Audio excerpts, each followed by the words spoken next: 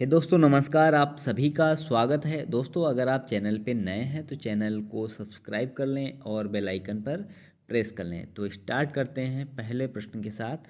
पहला प्रश्न है, भारतीय संविधान की 8वीं अनुसूची में कितनी भाषाएं शामिल हैं? तो इसका सही जवाब हो जाएगा 22 भाषाएं शामिल हैं। अगला प्रश्न है, भारतीय संविधान की प्रस्तावना में निम्नलिखित में से किस अभिव्यक्ति का प्रयोग नहीं किया गया है? तो आपके सामने ऑप्शन दिए हुए हैं, सर्वसत्ताधारी लोकतंत्रीय गणराज्य, समाजवादी, धर्मनिरपेक्ष और संघीय। तो इसका सही जवाब हो जाएगा संघीय। ठीक है, संघीय जो है प्रस्तावना में इसका प्रयोग नहीं किया गया है, यूनियन का। अगला है, संविधान की प्रस्तावना में भारत को कहा गया है। संविधान की जो प्रस्तावना में भारत को क्या कहा गया है?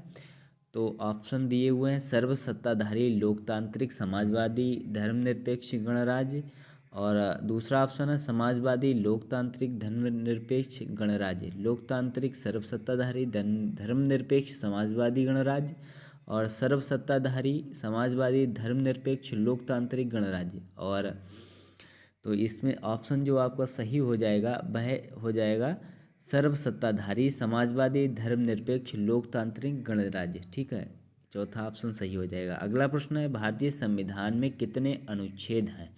तो भारतीय संविधान में वर्तमान में तो 400 प्लस अनुच्छेद हैं, 465 के करीब। ठीक है, और जब संविधान लागू हुआ था तो अब 395 अनुच्छेद थे।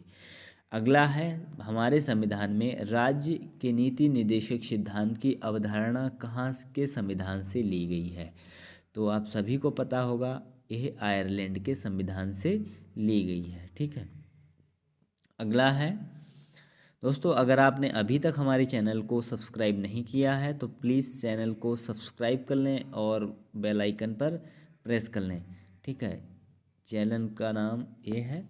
अगला प्रश्न है, भारतीय संविधान की संघ सूची में विषयों की संख्या कितनी है?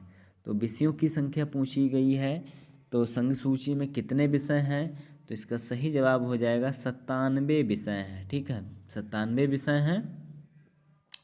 और अगला प्रश्न है, भारत में एकल नागरिकता की अवधारणा अपनाई गई है। तो कहाँ से अपनाई गई है? तो यह इंग्लैंड से अपनाई गई है। ठीक है, तो यह कहाँ से अपनाई गई है? इंग्लैंड यानी कि ब्रिटेन से अपनाई गई है। अगला प्रश्न है, हमारे संविधान की प्रस्तावना में कोई उल्लेख नहीं है। तो किसका उल्लेख नहीं है? तो आप सभी को पता होगा, वयस्क मताधिकार का उल्लेख नहीं किया गया है हमारे संविधान में। ठीक है, हमारे संविधान में वयस्क मताधिकार का प्रयोग नहीं किया गया है। अगला है, भारत का संविधान देश को किस रूप में वर्णित करता है?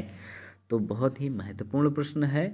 तो इसका सही जवाब हो जाएगा राज्यों का संघ।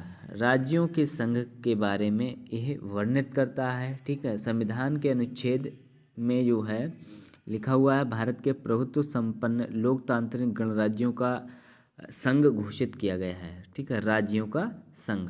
ठीक, अगला प्रश्न है, भारत का संविधान अपना प्राधिकार किससे प्राप्त करता है? तो किससे प्राप्त करता है?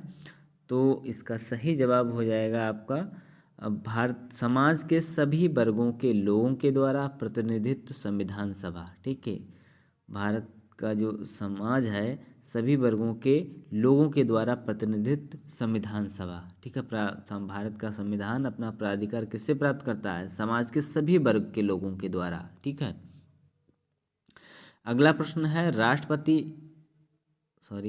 ये प्रश्न यहीं तक थे।